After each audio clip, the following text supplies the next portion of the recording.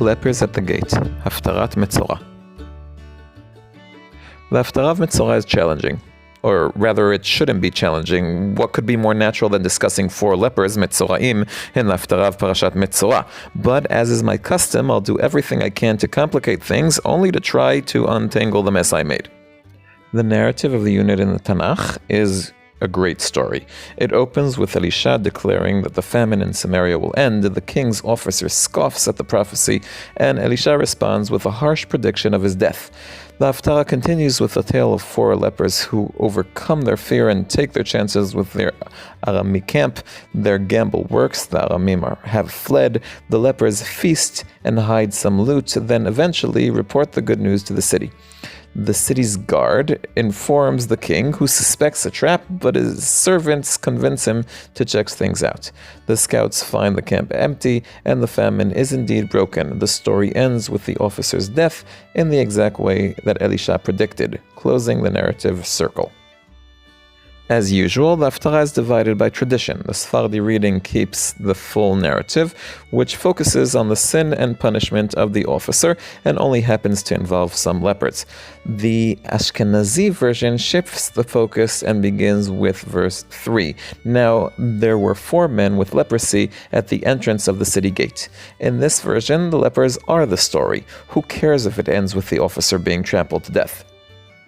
Before we accuse the Haftarah editors of ignoring important themes, we should remember that the prophetic books don't offer many leprosy stories, only 3 in fact, and we need to split them between 2 Torah portions, Tazria and Metzora. For a reason I'll expand on in Haftarah of Tazria at some point, Naaman's leprosy fits better than with Tazria, leaving us with only 2 candidates for Metzora, the 4 lepers and King Uzziah of Yehuda, who was stricken by leprosy when he tried to burn incense in the Bet Mikdash. At first glance, Uzziah's story fits better with the rabbinic view of leprosy.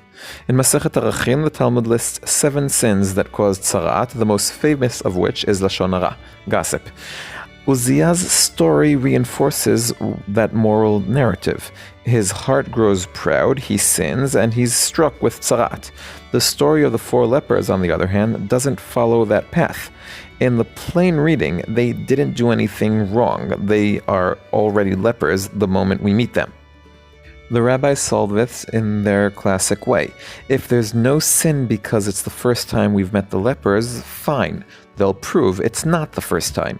Our Haftarah is part of a sequence of Elisha stories, including one about a servant punished with leprosy, Gehazi, who disobeyed Elisha for monetary gain, and Naaman's leprosy clung to him and his descendants.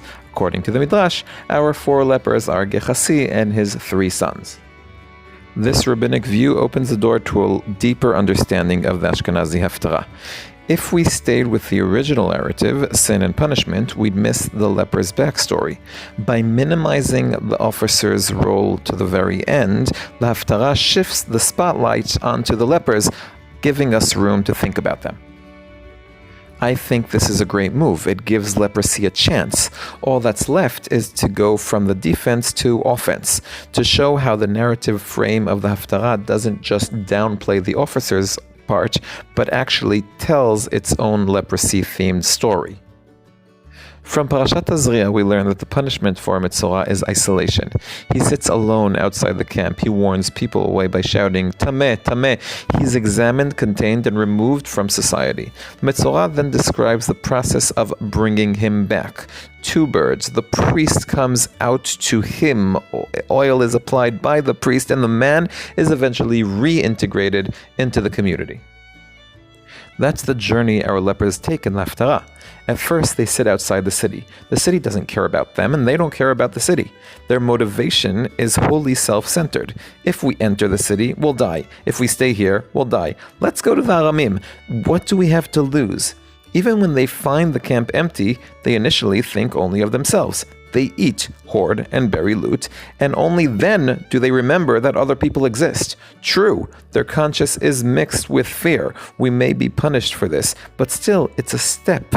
There is a recognition of others' needs. And yet the Haftarah's end, where the officer is trampled, reminds us of the society that created these lepers.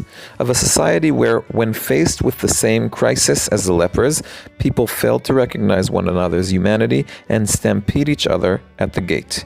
Unlike most Haftarot, this one ends in a bitter note and a warning. The sudden abundance left behind by the Aramim may end the famine, but it won't automatically create a better, more compassionate society. Still, maybe the Haftarah invites us to see something else too.